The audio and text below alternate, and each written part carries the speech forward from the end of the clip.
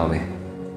எங்களுடைய ஆராதனைகள், நாங்கள் கேட்குற வசனங்கள் ஒன்றும் கர்த்தாவே விருதாய் திரும்பாமல் ஆண்டவரே இன்றைக்கி எங்களுடைய இருதயத்தில் நீங்கள் இடைப்படுங்க.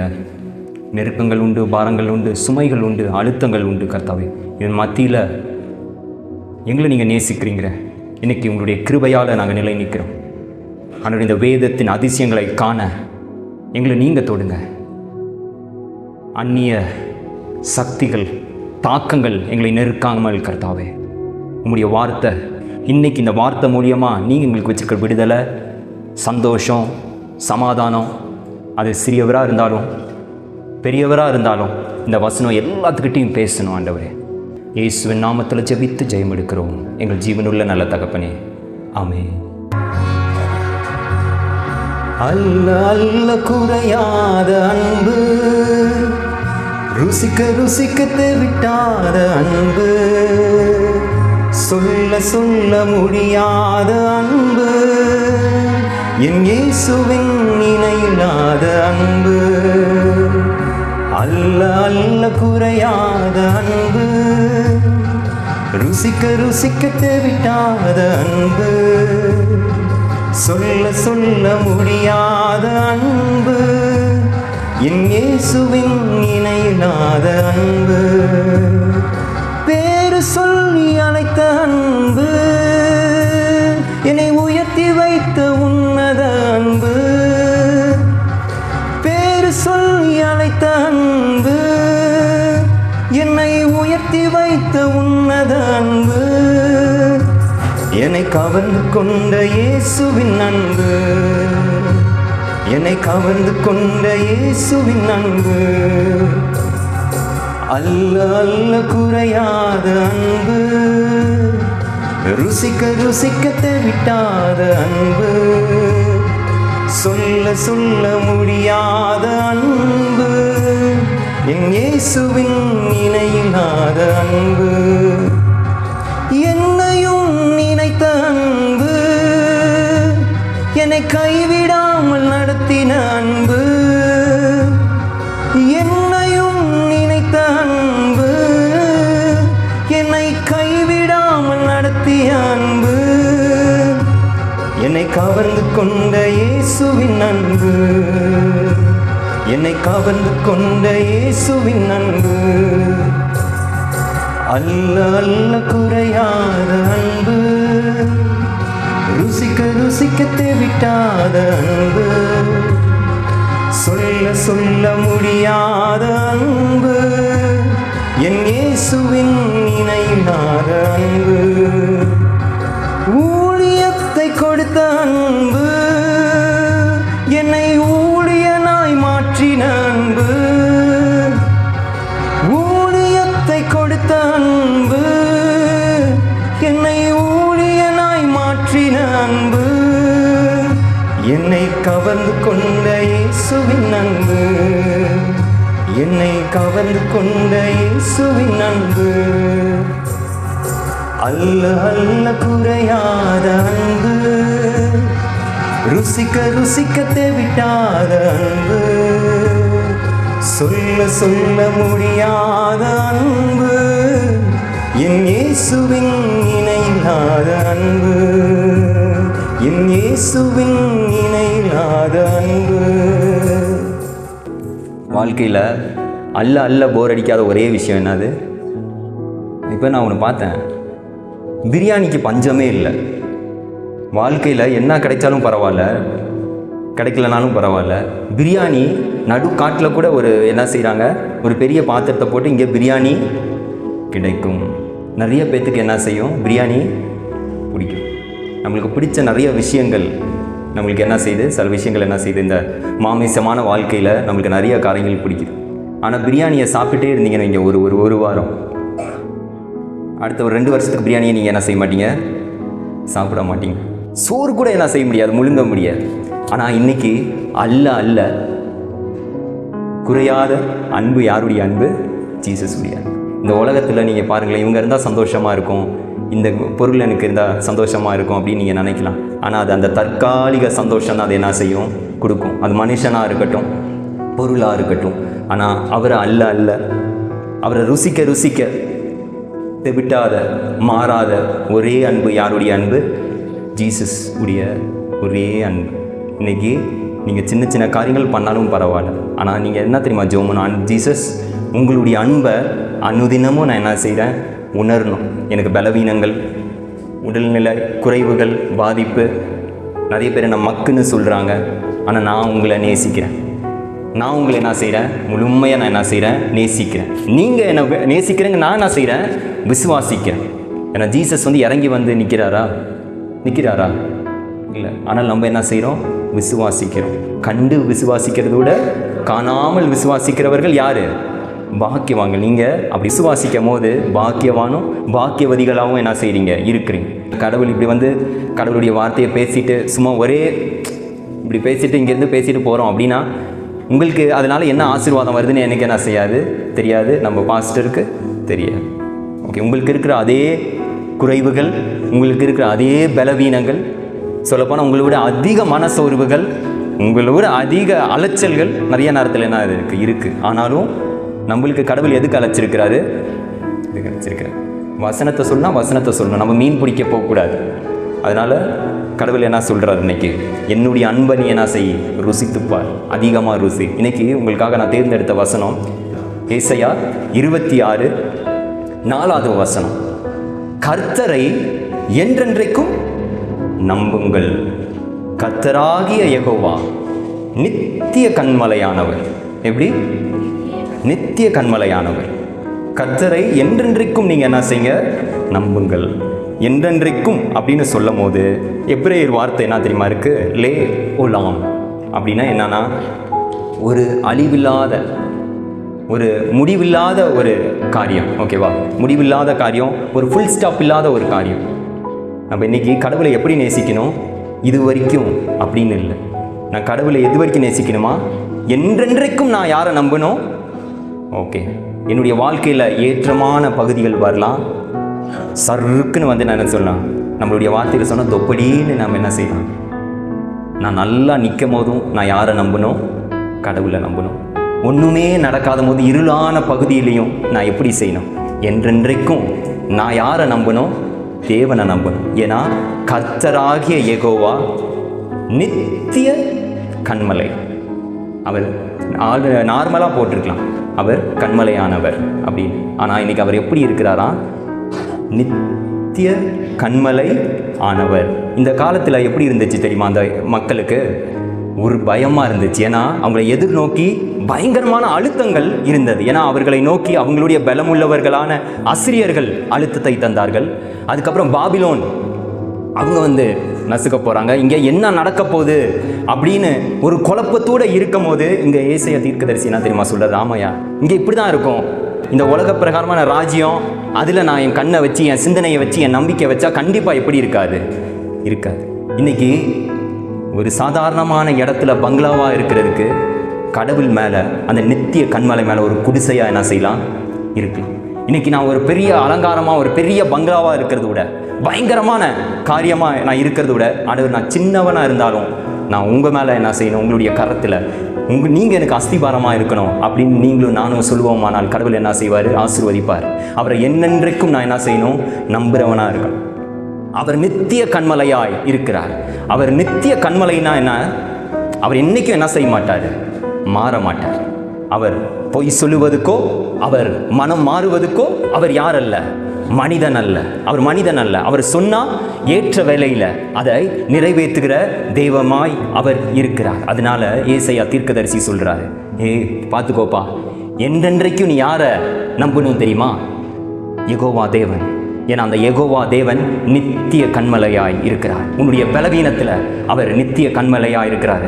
நீ நிறைய படித்து உனக்கு மூளையில் ஏறாமல் இருக்கல, அப்பையும் அவர் என்ன செய்கிறாரு? நித்திய கண்மலையாய் இருக்கிறார். அவரை நீ விசுவாசிக்கும் போது அசைக்கப்படுவதில்லை. இன்னைக்கு யாருடைய சமாதானம் காத்துக்கொள்ளப்படும் தெரியுமா? அவர் மேலே பற்றி கொள்கிற மனுஷன், அவர் மேலே மனுஷி அவரை நேசிக்கிறவன், உறுதியாய் அவரை பிடித்துக் கொள்கிறவனுக்கு தான் கடவுள் என்ன செய்வார்? ஒரு பூர்ண சமாதானத்துக்குள்ள அவர் என்ன செய்வார்? வழி நடத்துவார். அவரே நித்திய கண்மலையானவர். என்றென்றைக்கும் நம்பும் போது கடவுள் என்ன செய்வார்? அவர் இருப்பார். இன்னைக்கு நிறைய பேருக்கு ஒரு டவுட் என்ன தெரியுமா? இந்த சூழ்நிலை மாதிரி எனக்கு போதே, இந்த இருளான பகுதியில் கடவுள் இருந்திருந்தா நான் ஏன் இதை நான் கடந்து வரணும்? ஏன் இதை அனுமதிச்சா? அவரை நான் எவ்வளோ ஜெபம் பண்ணியிருக்கேன், எவ்வளோ ஃபாஸ்டிங் நான் இருக்கிறேன். அவர் பேர் சொன்னாலே என் கண்ணில் ஆறா ஓடுது. ஆனால் ஆறா ஓடுற என்ன இப்படி நாரா கிட்டாரு, இவருக்கு இதில் என்ன சந்தோஷம் அப்படின்னு சொல்லி நம்ம வாயால் சில அறிக்கை என்ன செய்கிறோம், நம்மளுடைய இருளான பகுதியில் நம்ம அறிக்கை விடுவோம். இன்றைக்கி ஒரு பெண்ணுடைய வாழ்க்கையை நம்ம பார்க்க போகிறோம். அந்த பெண்ணுடைய வாழ்க்கை பைபிளில் பேர் என்ன செய்யலை, குறிப்பிடப்படலை. ஆனால் அந்த பெண் பண்ண அறிக்கை இருந்தது. அவங்களுடைய வாழ்க்கை எப்படி தெரியுமா இருந்துச்சு? ஒரே நாளில் கணவன் அவங்க என்ன செஞ்சாங்க, இழந்து போனாங்க. ஒரே நாளில் கணவனுடைய அப்பாவும் என்ன செஞ்சாங்க, செத்து போனாங்க. அன்றைக்கு கடவுளுடைய பிரசனம் கூட இருக்குன்னு நம்பப்பட்ட அந்த உடன்படிக்கை பெட்டி, உங்களுக்கு தெரியும் உடன்படிக்கை பெட்டினா என்ன தெரியும்? அந்த பழைய ஏற்பாடில் உடன்படிக்கை பெட்டியில் என்ன இருந்துச்சு? கடவுளுடைய வார்த்தை, அவருடைய பிரசனமே அதில் என்ன செஞ்சிச்சு, இருந்துச்சு. மோசேக்கு கடவுள் சொல்லி அந்த 10 கட்டளைகள் அதெல்லாம் எதில் இருந்துச்சு? உடன்படிக்கை பெட்டியில் இருந்துச்சு. தாவீது காலத்தில் தெரியாமல் அதை ஒருத்தன் தொட்டான், செத்தே போனான். அந்த அளவுக்கு இருந்த உடன்படிக்கை பெட்டி எங்கே செஞ்சிச்சு, போயிடுச்சு. ஒரே நாளில் எல்லாமே என்ன செஞ்சிச்சு, போச்சு. இன்னைக்கு அந்த காரியத்தை சீக்கிரமாக பார்த்து நம்ம என்ன செய்வோம், முடித்திடுவோம். 1 சாமுவேல் 4 திருப்பிக்கோங்க, 4, 5, 6 3 அதிகாரம் வேகமாக நம்ம என்ன செஞ்சிடலாம், பார்த்துடலாம். 1 சாமுவேல் 4. இந்த இடத்துல என்ன தெரியுமா நடக்குது? இஸ்ரவேல் மக்கள், கடவுள் தேர்ந்தெடுத்த மக்கள் எகிப்தில் இருந்தாங்க. கடவுள் அவருடைய பயங்கரமான அற்புதங்களை காட்டி அந்நிய தெய்வங்களை என்ன வழிபட்டவங்களை எகிப்தெல்லாம் பறக்க விட்டு தெறிக்க விட்டு விடுவித்து செங்கடல் பிளக்குது. எல்லாம் பயங்கரமாக அற்புதங்கள் சுற்றி அற்புதங்களாக நடக்குது.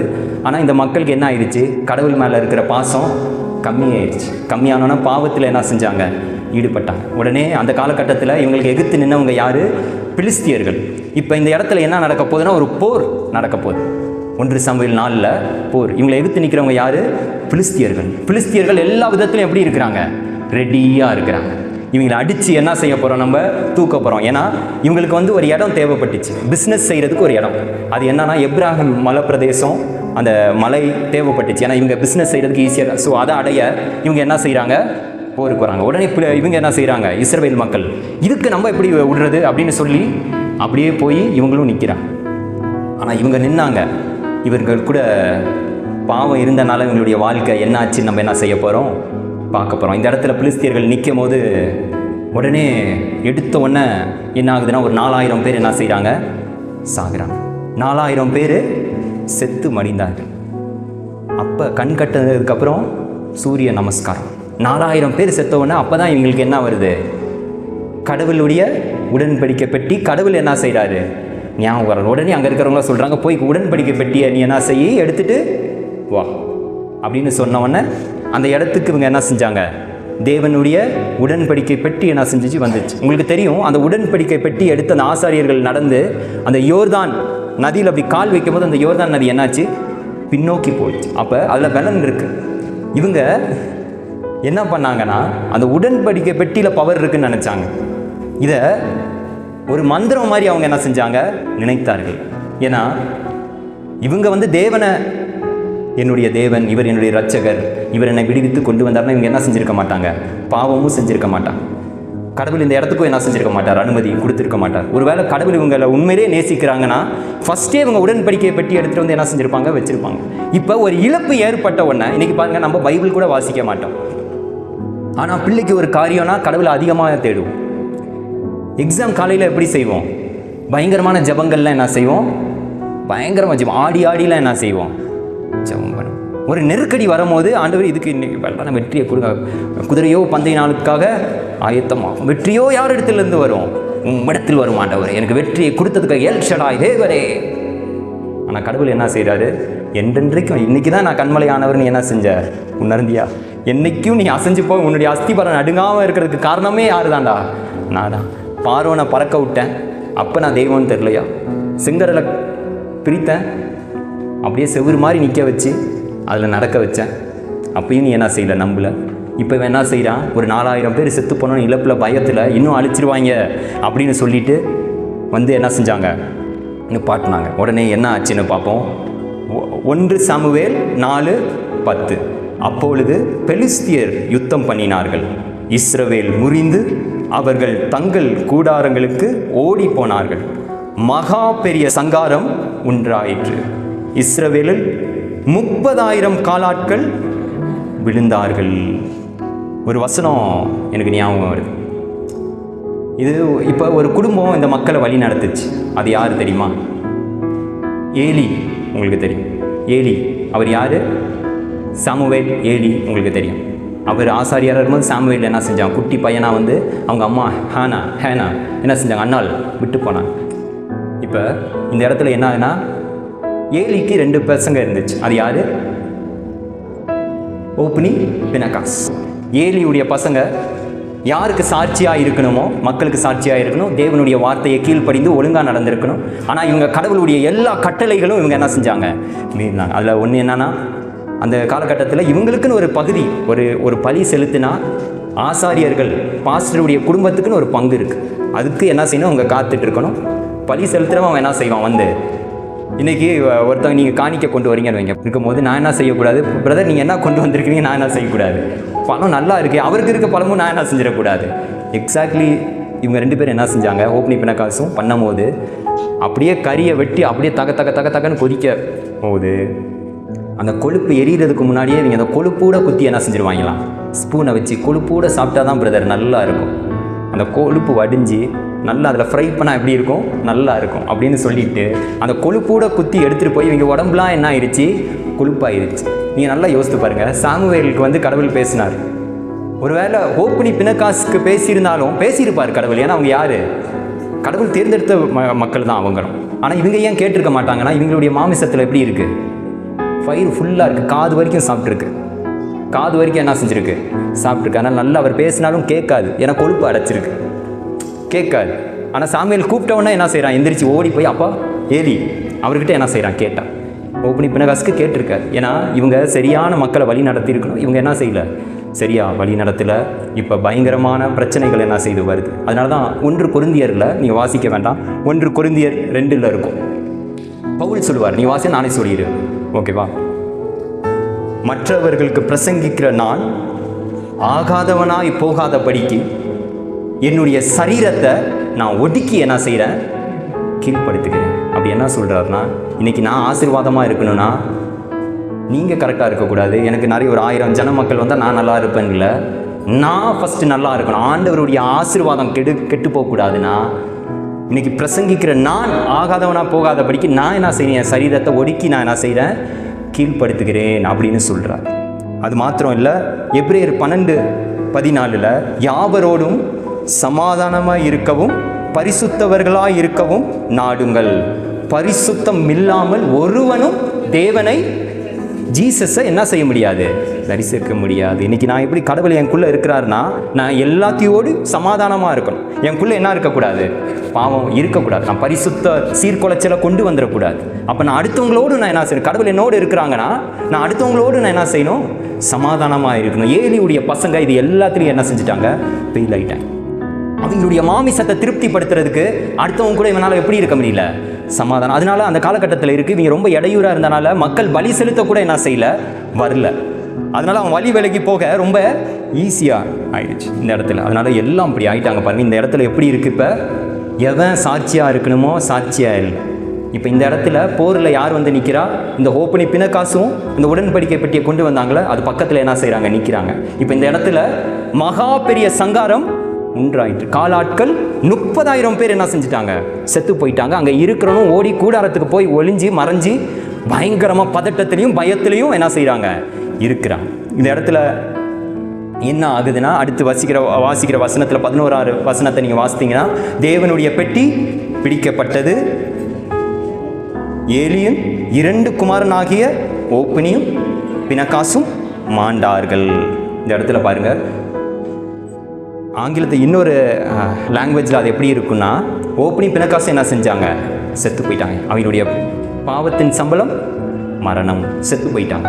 இந்த இடத்துல கடைசியாக பிடிச்ச உண்மையான டெக்ஸ்டில் நம்ம பார்த்தோன்னா அதில் என்ன போட்டிருக்குன்னா, தேவனுடைய ஃபஸ்ட்டு அது போட்டு தேவனுடைய உடன்படிக்கை பெட்டியும் என்ன செஞ்சிச்சு? போயிருச்சு. எந்த உடன்படிக்கை பெட்டியில் கடவுள் இருந்தாருன்னு நம்பினார்களோ, அவர் உள்ளாவினார் நம்பினார்களோ, அவருடைய பிரச்சனை இருந்துச்சுன்னு நம்பினார்களோ, எதனால எதிரிகள் விழுந்தார்களோ, எதில் நின்று யோர்தான் நதி பின்னிட்டு அப்படியே திரும்பிச்சோ, அவ்வளோ பல அற்புதங்களை பார்த்த உடன்படிக்கை பெட்டியும் என்ன செஞ்சிச்சு? போச்சு. பெரிய சங்காரம். அடுத்து தொடர்ந்து நான் சொல்லிடுறேன். இந்த நியூஸை செய்தியை எடுத்து பென்னமின் கோத்திரத்தை சேர்ந்த ஒருத்தன் அவன் என்ன செய்கிறான்? அந்த செய்தியை எடுத்துட்டு சீலோவா எங்கேருந்து மக்கள் வந்தாங்களோ, உடன்படிக்கை பெட்டி இருக்கோ, சீலோவாவில் யார் இருக்கானா? ஏலி இருக்கிறாங்க. ஏலி இருக்கிற இடத்துக்கு இவன் என்ன செய்கிறான்? அந்த இடத்துல அந்த டைம்லலாம் ஒரு துக்க செய்தியை கொண்டு போகிறவன் எப்படி தெரியும் போவான்? தலையில் என்ன செஞ்சிருவான்? சட்டையை கிழிச்சு மண்டையில் மண் வார அள்ளி போட்டு அந்த செய்தியை கொண்டு போவான். துக்கமாக என்ன செய்வான்? போவான். ஒரே அலறு சத்தம், மரணம், ஓலம், பயம். அந்த இடத்துல அவன் என்ன செய்கிறான்? ஓடி போகிறான். வாசிங்க 13வது வசனம். அவன் வந்தபோது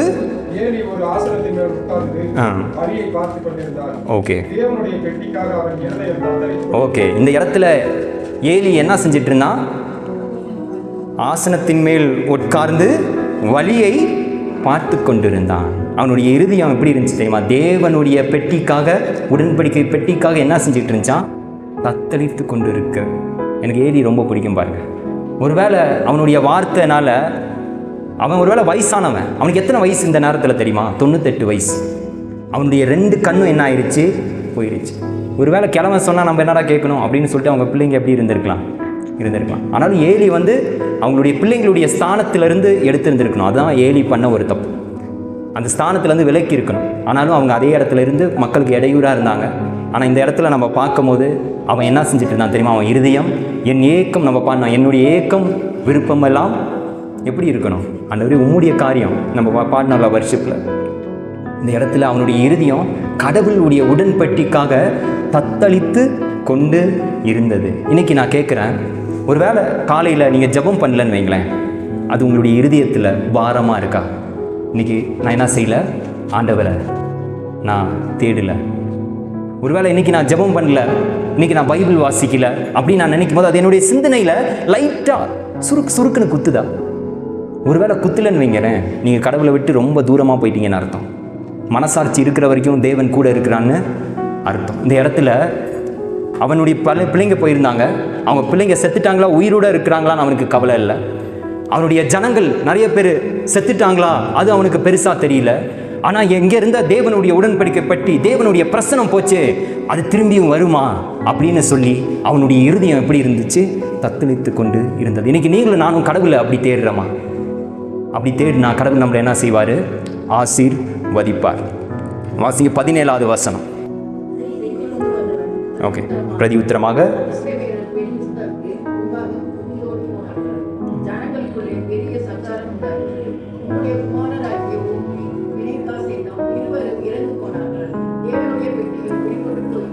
ஓகே, இந்த இடத்துல இந்த செய்தியை என்ன செய்கிறாங்க?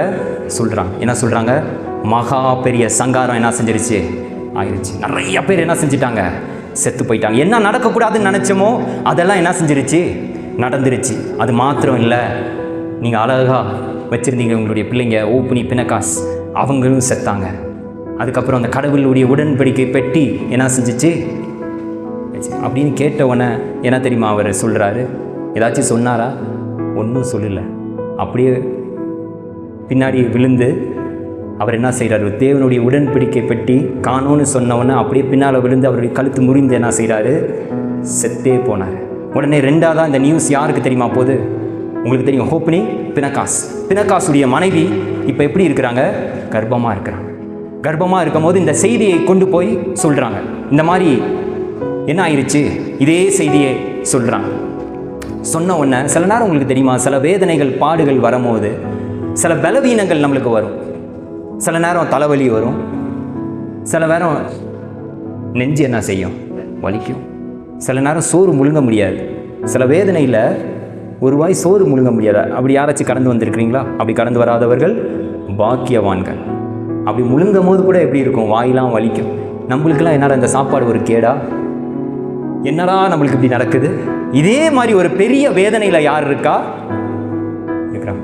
ஆல்ரெடி உடல்நல வேதனை இருக்கிறதுலே ஒரு பயங்கரமான வலி. என்ன வலி? சுமக்கிற வலி.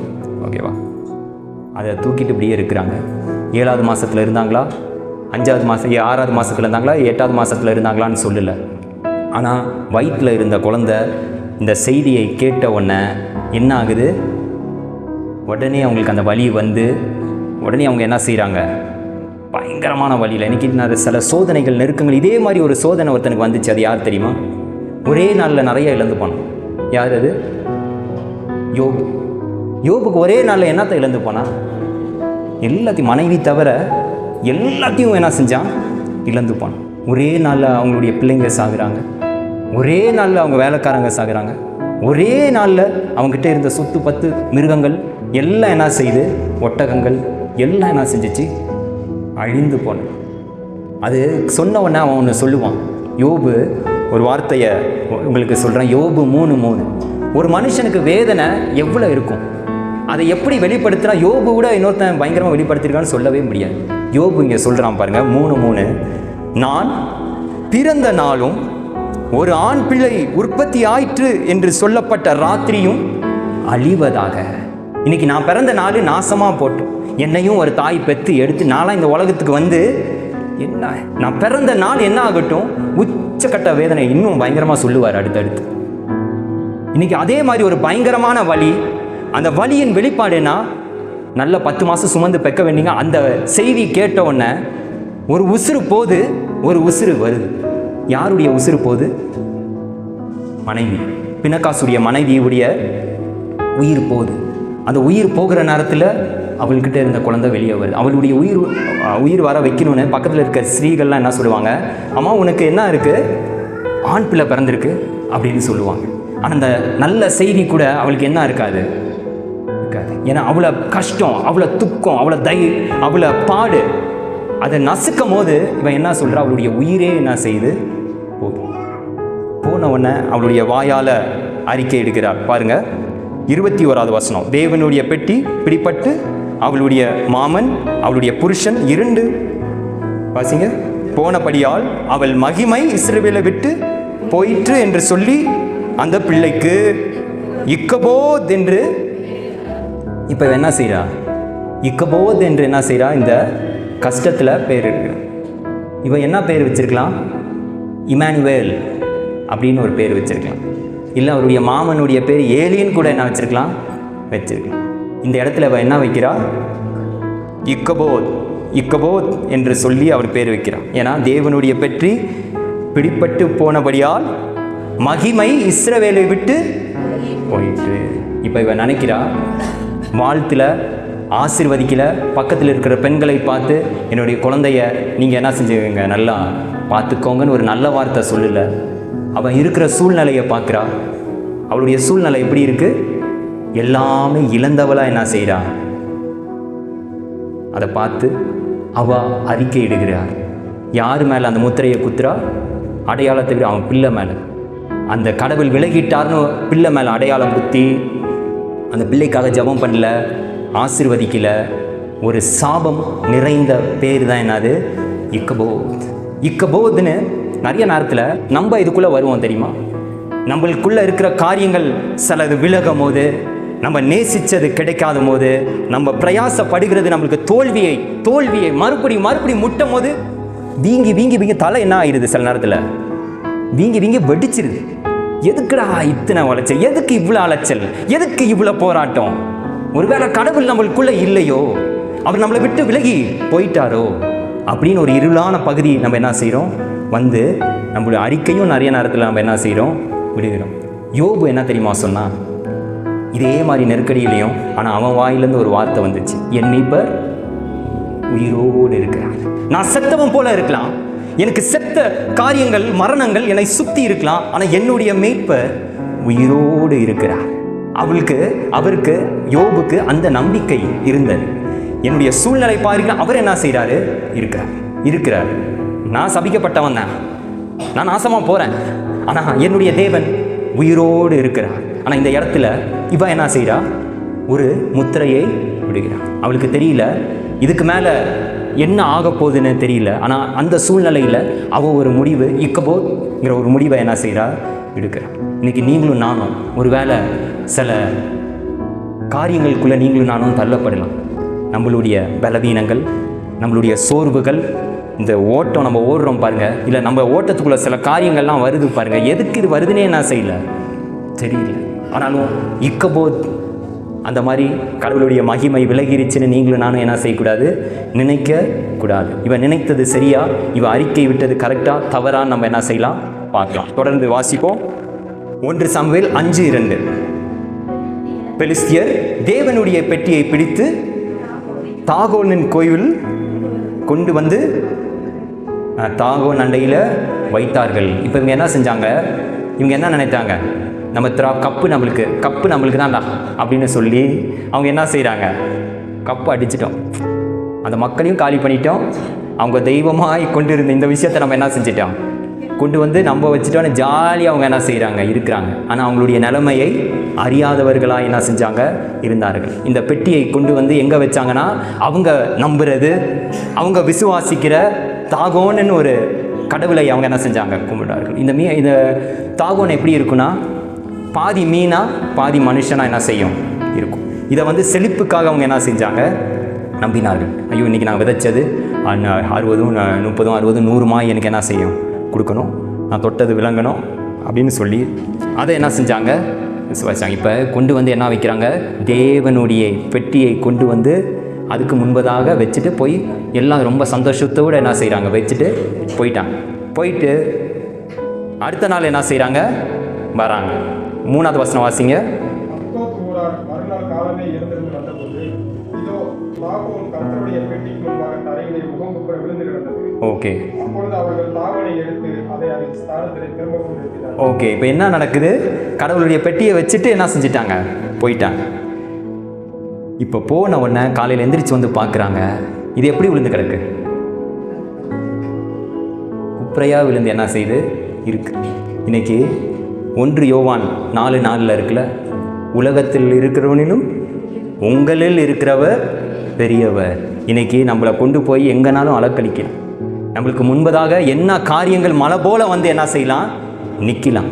ஆனால் நம்ம பக்கத்தில் இருக்கிறவர் இல்லை, நம்மளுக்குள்ளே இருக்கிறவர் இந்த உலகத்தில் பார்க்கிறோம். அவர் எப்படி பெரியவராய், சிறந்தவராய், வல்லவராய், மேன்மை உள்ளவராய், பெரிய தேவன் நம்மளுக்குள்ள என்ன இருக்கிறார். அவர் எங்கேயும் இல்லை, அவர் என்னோடு இருக்கிறபடியால் நான் என்ன செய்வேன், விழுந்து போக மாட்டேன். அதனால தான் யாக்கோபே உனக்கு விரோதமாய் மந்திரமும் இல்லை, இஸ்ரவேலே உனக்கு விரோதமாக எந்த குறி சொல்கிற ஆவியும் என்ன செய்யல இல்லை. இந்த உலகம் உங்களை எவ்வளோ அலக்களிக்க நினைத்தாலும் தேவன் உங்களோடு இருக்கிறபடியால் நீங்கள் எல்லாத்தையும் என்ன செய்வீங்க. இந்த இடத்துல அவங்க நினைத்த மலை போல நம்பியிருந்த தாகோன் என்ன செய்யுது, ஃபர்ஸ்ட் நாளே எப்படி இருக்கு, குப்புற விழுந்து மண்டியிட்டு கடவுளுக்கு முன்பதாக கிடக்கு. உடனே கடவுள் ஃபஸ்ட்டு வார்னிங் கொடுக்குறாரு. என்ன இருக்கிறாரு, நான் யாரை நேசிக்கிறேன்னு காட்டுறாரு. இது சார் நான் சொல்கிறேன். அடுத்த நாள் என்ன ஆகுது, இதே போல் என்ன செய்கிறாங்க, கொண்டு வந்து கரெக்டாக அந்த ஸ்தானத்தில் வச்சுட்டு போய் என்ன செய்கிறாங்க, தூங்கிட்டாங்க. அடுத்த நாள் பார்க்குறாங்க, தலை ஒரு பக்கம், கை ஒரு பக்கம், சரீரம் ஒரு பக்கம், எல்லாம் ஒரு பக்கத்தில் என்ன செய்யுது கிடக்குது. அது மாத்திரம் இல்லை, கடவுள் அந்த இடத்துல என்னத்தை உண்டு பண்ணுறாரு தெரியுமா, வாதத்தை உண்டு பண்ணுகிறார். எல்லாத்துக்கும் மூல காய்ச்சல் என்ன செய்யுது வருது, வாதத்துக்கு அனுப்புகிறார். பயங்கரமான அலக்களிப்பு என்ன செய்யுது வருகிறது. கிட்டத்தட்ட அடுத்த 7 மாதம் இந்த தேவனுடைய பெட்டியை பிடித்து அவங்கள வீழ்த்திட்டோம், தேவனுடைய மக்களை வீழ்த்திட்டோம் அப்படின்னு நினச்சாங்க பாருங்க. அவங்களுடைய வாழ்க்கை தாறுமாறாக என்ன செஞ்சிருச்சு, மாறிடுச்சு. அடுத்து இன்னும் கொஞ்ச நாளில் எங்கே கொண்டு போய் வச்சாங்க தெரியுமா, காதுங்கிற பட்டணத்துக்கு என்ன செஞ்சாங்க, வைத்தார்கள். 8வது வசனத்தை பார்த்தா அவங்களுக்கு தெரியும். அங்கேயும் என்ன வந்துச்சு, சிறியவர்களுக்கும் பெரியவர்களுக்கும் இந்த வாதையால் தாக்கப்பட்டாங்க. கிட்டத்தட்ட 5 ஊருக்கு என்ன செஞ்சாங்க,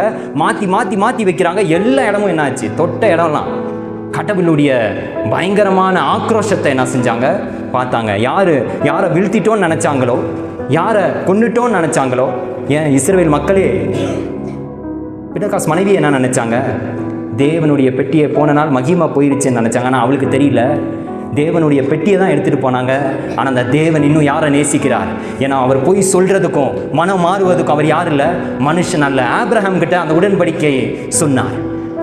அதுக்கு அவர் எப்படி இருந்தார், மனுஷனே உண்மையாக இல்லைனாலும் அவர் அதுக்கு சொன்ன வார்த்தைக்கு அவர் எப்படி இருந்தார், உண்மையாக இருந்தார். இந்த இடத்துல இன்னொரு 10வது அதிகாரத்தில் எக்ரோன்னு ஒரு ஊருக்கு கொண்டு போவாங்க. அங்கே அவங்க ரொம்ப உஷாரான ஆட்கள். கொண்டு வந்தோடனே அவங்க என்ன செஞ்சிருவாங்க, போய் நின்றுவாங்க. சார் பிரதர், இந்த இடத்துக்கு நீங்கள் என்ன செய்ய வேண்டாம், கொண்டு வர வேண்டாம், நாங்கள் நடந்ததெல்லாம் என்ன செஞ்சோம் பயங்கரமாக பார்த்துருக்கோம் எப்படி என்ன நடக்குதுன்னு. இது தயவு செஞ்சு இது எங்கே இருந்து வந்துச்சோ அதே ஸ்தானத்துக்கு கொண்டு போய் என்ன செஞ்சிருங்க வச்சிருங்க. இன்றைக்கி நான் சொல்கிறேன், எந்த எதிரி எந்த காரியங்கள் உங்களுக்கு தடையாக இருந்ததோ அதே காரியங்கள் சரியாக உங்களுக்கு வழி ஏற்படுத்தி உங்களுக்கு கிடைக்க வேண்டிய சந்தோஷத்தை அதே எந்த பாதையில் போச்சோ அதே பாதையில் மறுபடியும் வந்து அழகாக உங்கள் மடியில் என்ன செய்யும், உட்காரும். ஏன்னா இன்னைக்கு அடையாளத்தில் எடுக்கப்பட்ட அடையாளத்தில் நம்மக்கிட்ட இருந்த காரியங்கள் அழியுது பார்த்தீங்களா, அதில் தேவன் அல்ல. அந்த தேவன் அழியிற சமயத்திலையும் அவர் நம்மளோடு என்ன செய்கிறாரு, இருக்கிறார். அதை பார்க்கல. ஓகே, அவங்க என்ன செஞ்சாங்க, மரணம் ஏற்பட்டுச்சு, என்னை சுற்றி என்னுடைய மாமன் செத்தான், என்னுடைய புருஷன் செத்தான், என்னுடைய உடன்படிக்கை பெட்டி போச்சு, எல்லாமே போச்சு, மகா சங்காரம் ஏற்பட்டுருச்சு. இதுக்கப்புறம் எங்களில் கடவுள் கண்டிப்பாக நம்ம இடத்துல இல்லை. இன்றைக்கி நான் சொல்கிறேன், நம்மளுடைய பொருளாதார நிலைமை சரியில்லாம், நம்ம மலை போல் நம்பியிருக்கிற நம்ம குடும்பங்கள் சரிஞ்சு போகலாம், நம்மளுடைய வேலையில் காரியங்களில் நம்மளுக்கு நெருக்கடி ஏற்படலாம், நம்மள்கிட்ட இருக்கிற கொஞ்சம் காரியமும் நம்மக்கிட்ட அந்த கையை விட்டு நம்ம போகலாம். ஆனால் ஒன்று தெரிஞ்சுக்கோங்க, நம்மளுக்குள்ளே இருக்கிற தேவன் இன்னும் நம்மளை விட்டு என்ன செய்யலை, போல. யோபுக்கு இருந்த அதே நம்பிக்கை எனக்கு உங்களுக்கும் எனக்கும் நம்மளுக்கு என்ன, என் மீட்பர் உயிரோடு இருக்கிறார், அவர் உயிரோடு என்ன செய்கிறாரு, இருக்கிறார். உடனே நான் சொல்லிடுறது நிறையா இருக்குது. உடனே இவங்க என்ன செய்கிறாங்க, உடனே பிளான் பண்ணுறாங்க. இவங்க பிளான் பண்ணி என்ன செய்கிறாங்க, திருப்பியும் அதை நம்ம என்ன செஞ்சுருவோம், எங்கேருந்து வந்துச்சோ அதுக்கே அனுப்பிடுவோம் அப்படின்னு சொல்லி யாரை கூப்பிட்டு டிஸ்கஸ் பண்ணுறாங்கன்னா, அங்கே குறி சொல்லிக்கிறவன், மந்திரம் சொல்லிக்கிறவன், ஏன்னா அவங்க அதை தானே நம்புகிறாங்க. அவங்களுக்கே கடவுளுடைய பலன் என்னான்னு தெரியுது, கடவுளுடைய பலன் என்னான்னு தெரியுது. அவங்க சொல்லுவாங்க, திரும்பி பாரியா, எகிப்தில் பார்வோன்லாம் எப்படி இருதயத்தை கடினப்படுத்தி வச்சுருந்தான், ஆனால் கடவுள் பல அற்புதங்களை செஞ்சு இது பண்ணார். அதே போல் நீங்கள் என்ன செஞ்சிடாதீங்க, உங்களுடைய இருதயத்தை என்ன செய்ய கடினப்படுத்தாதீங்க. இந்த காரியத்தை நீங்கள் என்ன செஞ்சுருங்க, எங்கேருந்து கொண்டு வந்தீங்களோ, இந்த உடன்படிக்கை பெட்டியை எங்கேருந்து எடுத்துகிட்டு வந்தீங்களோ அதை அங்கேயே இடத்துல என்ன செஞ்சுருங்க, கொண்டு வந்து வச்சுருங்க அப்படின்னு சொல்கிறாங்க. உடனே அதுக்கு சில பிளான்லாம் அவங்க என்ன செய்கிறாங்க சொல்கிறாங்க. அதுக்கு என்ன செய்யுங்க, இந்த 6:3 நீங்கள் வாசித்தீங்கன்னா தெரியும், வீட்டில் போய் வாசிங்க. குற்ற நிவாரண காணிக்கை அது நீங்கள் என்ன செய்யும், கொடுக்கணும். ஓகேவா? அதுக்கப்புறம் 5 தங்கம், இந்த மூளை காய்ச்சல் அந்த கட்டி வந்துச்சு பாருங்கள், அதே போல் அந்த கட்டி போல் 5 பொண்ணு. ஓகே, 5 பொண்ணு. ஓகேவா? அந்த 5 பொண்ணு எப்படி அந்த நோய் வந்துச்சு பாருங்கள், அதே போல் 5 பொண்ணு. அதே போல் சுண்டெலி, கடவுள் சுண்டெலிக்கும் அனுமதித்தார். ஓகே, வாதை அனுப்பும் போது அதுவும் 5 சுண்டெலியும் செஞ்சு தங்கத்தை செஞ்சு வெறும் கையோட அனுப்பாது. இதெல்லாம் நீ குற்ற நிவாரண காணிக்கையாக என்ன செய்ய, இதெல்லாம் வைத்து இதை எப்படி வைக்கணும்னா, 2 கறவை மாடு, பால் கலக்கிற மாடு, அது கண்ணுக்குட்டியை கட்டி வச்சுருங்க. இந்த 2 மாடை கட்டி அழகாக இதில் அந்த பொண்ணை வைத்து அந்த உடன்படிக்கையை வச்சு அழகாக என்ன செஞ்சுருங்க, அனுப்பிடுங்க. எங்கேருந்து வந்துச்சோ அங்கேயே போட்டோம் அப்படின்னு சொன்னோன்னே, இது வலதுபுறமும் இடதுபுறமும் திரும்பாமல் இந்த கறவை மாடு எப்படி தூக்கிட்டு ஜங்கு ஜங்கு ஜங்கு ஜங்கு ஜங்குன்னு போய் கரெக்டாக எங்கேருந்து பின்னாடி வந்து போவாங்க. பின்னாடி இந்த தலைவர்கள்லாம் இருக்கிறாங்க பாருங்கள், 5 பேர், இந்த நாட்டு பிலிஸ்தியர், இவங்கெல்லாம் என்ன செய்கிறாங்க, பின்னாடியே போய் அது கரெக்டாக போயிடுச்சான்னு என்ன செய்கிறாங்க, போகிறாங்க. உடனே மக்கள் மகிழ்வோடு அதை என்ன செய்கிறாங்க, கொண்டாடுகிறாங்க. ஓகே, இன்றைக்கி நான் அதை தான் சொல்ல விரும்புகிறேன். இன்றைக்கி அவங்க நினைத்தாங்க கடவுளுடைய மகிமை என்ன செஞ்சிருச்சு, போயிருச்சு அப்படின்னு நினச்சாங்க. ஆனால் கடவுள் எங்கே செய்யல போல. இவ்வளோ இக்கட்டுலேயும் அந்த அந்நிய தெய்வங்களை வழிபடுறவங்க கிட்ட நான் யாரை நேசிக்கிறவங்கன்னு கடவுள் என்ன செஞ்சார், காட்டினார். இன்றைக்கி அவ்வளோ பெரிய ஒரு அற்புதமான தேவனை நீங்களும் நானும் விசுவாசிக்கிறோம். நீங்கள் யோசித்து பாருங்கள், தேவனை விட்டு விலகுனது தேவனுடைய மகிமையா இல்லை அவர்களா? அவர்கள் தான் என்ன செஞ்சாங்க, விலகி போனார்கள். ஆனால் தேவன் என்ன செய்யல, விலகாத மேகம் நீ, முன் செல்லும் மேகம் நீ பாடுறோம்ல, நிறைய நேரத்தில் பாடலாக இருக்குது. ஆனால் அவர் எங்கேயும் உன்னை கைவிடுவதும் இல்லை, விட்டு அதில் சினிமா பாட்டெல்லாம் நல்லா கேட்போம். அதை வச்சு ஒருத்தர் சினிமா பாட்டு எழுதுனா அது பயங்கர பிரதர் சூப்பர் பாட்டு, அது போய் கேட்குறது, வீட்டில் போய் சேனலில் போட்டு நல்லா அந்த பாட்டை திருப்பியும் கேட்குறது. ஆனால் அதெல்லாம் பைபிளில் இருந்தால் எடுத்திருக்காங்கன்னு, எல்லாத்துக்கும் அஸ்திவாரம் பைபிள் தான், பைபிளில் இருந்தால் எல்லா இடத்துக்கும் போயிருக்கு, எல்லாம் காப்பி அடிச்சிட்டாங்க. ஜீசஸ் சொன்னதை வச்சு தான் பல பேர் என்ன செஞ்சுருக்கிறாங்க. அவர் ஜீசஸ் தான் ஃபஸ்ட்டு நம்மளை லவ் பண்ணார். ஓகேவா? அவர் தான் நம்மளுக்கு நிறைய லவ் லெட்டர் எழுதி கொடுத்துருக்குறார். எத்தனை புத்தகம் இருக்குது பைபிளில்? 66 இருக்கா? இருக்குது. இன்றைக்கி கடவுள் என்ன செய்கிறாரு, நம்மளை நேசிக்கிறார். இன்றைக்கி உங்களுக்கும் எனக்கும் ஒரு வேளை அந்த இக்கபோ நிலைமை வந்துச்சுன்னா ஒன்றே தெரியும், என்னுடைய மீட்பர் உயிரோடு இருக்கிறார், அவர் என்னோடு இருக்கிறார். அவர் இம்மானுவேல்னால் என்ன அர்த்தம்? அவர் என்னோடு இருக்கிறார் என்று அர்த்தமா. இன்றைக்கி நிறைய நேரத்தில் கடவுள்கிட்ட புலம்புறது தப்பு இல்லை, அதனால் நான் ரொம்ப நல்லாவே பண்ணுவேன். ஏன்னா நம்ம புலம்புனா வீட்டிலலாம் புலம்புனா வேலைக்கு ஆகாது. வீட்டில் புலம்புனா கேட்பாங்க, கேட்க மாட்டாங்க. ஆனால் நம்ம கடவுள்கிட்ட கடவுள் என்ன எதிர்பார்க்குறாரு? நம்மக்கிட்ட உண்மையை எதிர்பார்க்குறாரு. யோபு ஒப்பாரி வச்சானா? வச்சான். எரேமியா அழுதார். ஏன் ஜீசஸே என்ன செஞ்சார்? பிதாவே ஏன் என்னை கைவிட்டீர்? இன்னைக்கு கடவுள்கிட்ட முறையிடுறது தப்பு இல்லை, ஆனால் தவறாக அறிக்கை எடுக்கிறது தப்பு. இன்னைக்கு தேவன் நம்மோடு என்ன செய்கிறாரு? இருக்கிறார். இன்னைக்கு நம்மக்கிட்ட இருந்து அடையாளங்கள் அழிக்கப்படலாம், ஆனால் தெரிஞ்சுக்கோங்க, தேவன் நம்மளோடு இருக்கிறார். மறுபடியுமாக நம்ம இழந்த சந்தோஷம், சமாதானம், நேரங்கள், அதை மறுபடியும் அவர் நம்மளுக்கு கொடுக்க அவர் சீர்கேட்டுகளை குணமாக்குற தெய்வமாக இருக்கிறார். திருப்பியும் அதே ஸ்தானத்துக்கு, அதோடைய உன்னத ஸ்தானத்துக்கு அவர் வைக்க வல்லவராக இருக்கிறார். யோசித்து பாருங்க, சரித்திரம் சொல்லுது இக்கபோத் உயிரோடு இருந்தான். அந்த ஆசாரியர் குடும்பம் அதுக்கப்புறம் தொடர்ந்துச்சு. அப்போ யோசித்து பாருங்க, அந்த இடிப்பாடுக்குள்ளே ஒரு வேளை இக்கபோத் நின்றுப்பான். இடிப்பாடுக்குள்ளெல்லாம் எங்கே இடிஞ்சு கிடந்துச்சு. நிறையா பேருடைய புணங்களை அவன் பார்த்துருப்பான், புதைக்கப்பட்ட இடத்த பார்த்துருப்பான். அப்போ அவன் யோசித்திருப்பான், என் பேரே அழிவுதான், ஆனாலும் ஒன்று உண்மை, எனக்கு வச்ச முத்திர அழிவு, ஆனால் எனக்குள்ளே இருக்கிற தேவன் உயிரோடு இருக்கிறார். உயிரோடு இருக்கிற இன்னைக்கு என்னை வாழ வச்சிருக்கிறார். என்னுடைய குடும்பம் இன்னைக்கு காப்பாற்றப்பட்டிருக்கு, தொடருது. அந்த ஆசாரியர் குடும்பம் தொடரப்பட்டது. இன்னைக்கு இப்போ யோசித்து பாருங்களேன், நிறையா பேருக்கு அந்த இக்கபோத் நிலைமை வரலாம். ஆனால் நீங்களும் நானும் என்ன செய்யக்கூடாது? அறிக்கை விட்டு நம்ம விலகி போயிடக்கூடாது. இதே மாதிரி பழைய ஏற்பாட்டில் இந்த பெண்ணை பார்த்தோம். புதிய ஏற்பாட்டில் ஒரு பெண் இருந்தாங்க. ஆனால் எனக்கு ரொம்ப ஆச்சரியமாக இருக்கும், ஏன் அவங்கள பற்றி சரித்திரம் ஜீசஸுடைய உயிர் தெழுதுறதுக்கு அப்புறம் சொல்லலை? உயிர் தெழுகிறதுக்கு முன்பதாக அது யாருன்னா ஜீசஸுடைய அம்மா. யார்? மரியாள். மரியாள் எல்லா காரியத்தையும் இருதயத்தில் என்ன செஞ்சுருந்தாங்க? வச்சுருந்தாங்க. இப்போ யோசித்து பாருங்கள், ஜீசஸை அடிக்கும் போது அவங்க கூட இருந்தாங்க, கொன்னாங்க. அப்போ அவங்க மனசு இருந்திருக்கும் என்னடா, ஆனால் எல்லா காரியமும் அவங்களுடைய இருதயத்தில் என்ன இருந்துச்சு. ஆனால் 3 நாள் வரைக்கும் மறுபடியும் எழும்புற வரைக்கும் மரியாள் என்ன செய்யலை? தவறான காரியங்களை அறிக்கையிடலை. ஆனால் அவங்களுக்கு தெரியும், என்கிட்ட அவருடைய பிறப்பே எப்படி இருந்துச்சு? அற்புதமாக இருந்துச்சு. இவர் தேவன், இப்போ மனு குலத்தை மன்னிக்க வந்த தேவன், இவருக்கு இந்த சிலுவை முடிவில்லை அப்படின்னு சொல்லி அவரை நிர்வாணப்படுத்தி அடிக்கும் போது கூட அவங்க என்ன செஞ்சாங்க? நம்பிக்கையாய் இருந்தார்கள். இல்லைன்னா அவங்க ஏதாச்சும் சொல்லியிருந்தா அது பைபிளில் இருந்திருக்கும். 3 நாள் இக்கபோத் போல தான் என்ன செஞ்சிச்சு? இருந்துச்சு. நிறைய பேர் அவருடைய சீஷர்களுக்கு எப்படி இருந்துச்சு? இக்கபோத் போல இருந்தது. அவங்க சீஷர்களே விலகி போனார்கள். ஆனால் அவங்களுடைய தாய் பைபிளில் இருக்குது, எல்லாம் இருதயத்தில் அவங்க என்ன செஞ்சாங்க? she pondered in her heart அப்படின்னு இருக்கும். இருதயத்துக்குள்ளே வச்சே தியானித்து கொண்டு என்ன செஞ்சாங்க? இருந்தாங்க. இவங்க தவறான காரியங்களை எதுவுமே என்ன செய்யலை, வெளியே சொல்லலை. ஒருவேளை இன்றைக்கி நீங்களும் நானும் இந்த 2 பெண்ணை போல எந்த இடத்துல நம்ம இருக்கிறோம்? ஒருவேளை நம்ம பிணக்காசுடைய மனைவி போல தெரியாமல் இருக்கிற சூழ்நிலை உண்மைதான், இருக்கிற சூழ்நிலை அழுத்தம் தான், அது நம்மளை மேற்கொள்கிற மாதிரி இருக்குது. ஆனால் நீங்களும் நானும் தவறான அடையாளங்களை என்ன செய்யக்கூடாது? விட்டு போகும்போது அதை நினைத்து தவறான அறிக்கைகளை நம்ம என்ன செய்யக்கூடாது? விடக்கூடாது. நம்ம உறுதியாக இருப்போம். நம்ம யார் மேலே கட்டப்பட்ட மக்கள்? யார் மேலே கட்டப்பட்டோம்? சபை யார் மேலே கட்டப்பட்டிருக்கோம்? தேவாதி அவர் நித்திய கண்மலையானவர். இன்றைக்கி நம்ம பெரிய காரியமாக பெரிய பெரிய பில்டிங்காக இருக்கிறதுக்கு ஆண்டவரே உங்கள் மேலே நான் ஒரு சின்ன குடிசையாக இருந்தாலும் அது போதும். நீங்கள் ஏன்னா என்றென்றைக்கும் நித்திய கண்மலையானவர். நான் எப்பொழுதும் உங்களுடைய விசுவாசிக்கிற இருதயத்தை எனக்கு தாங்க. என்னுடைய வாழ்க்கையில் சில காரியங்கள் வரலாம், ஆனாலும் என்றென்றைக்கும் நான் என்ன செய்யணும்? உங்களை இந்த ஒரே ஒரு வசனத்தை சொல்லி நான் என்ன செஞ்சிடறேன்? முடிச்சிடறேன். ஐசையா 54:10.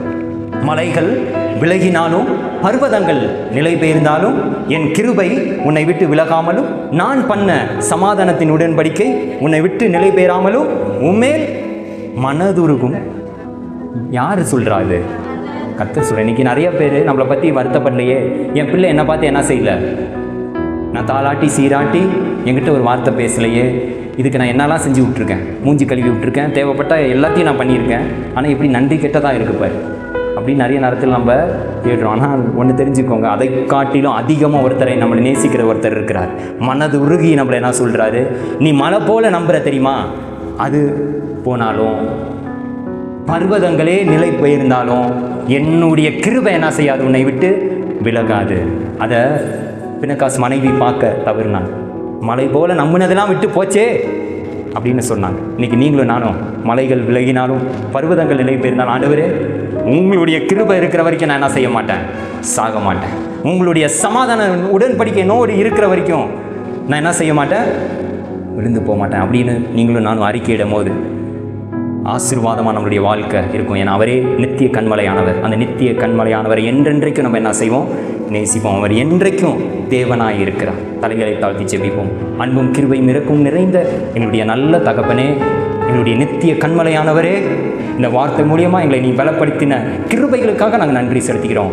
வந்து யாவரையும் கர்த்தாவை நீங்கள் ஆசீர்வதிங்க. இந்த வார்த்தை மூலியமாக நீங்கள் எந்த ஆசீர்வாதத்தை ஆண்டவரை வச்சிருந்தீங்களோ அதை அனைத்தையும் பெற்றுக்கொள்ள ஆண்டவரை எல்லாத்தையும் தகுதிப்படுத்தி சாட்சியாய் நிறுத்த போகிற உம்முடைய தயவுக்காக நாங்கள் நன்றி செலுத்துகிறோம். இயேசுவின் நாமத்தில் ஜெபித்து ஜெயம் எடுக்கிறோம் எங்கள் ஜீவனுள்ள நல்ல தகப்பனே. ஆமேன், ஆமேன். ஆண்டவராகிய இயேசு கிறிஸ்துவின் அன்பை பரப்ப லைக், ஷேர், சப்ஸ்கிரைப் பண்ணுங்கள்.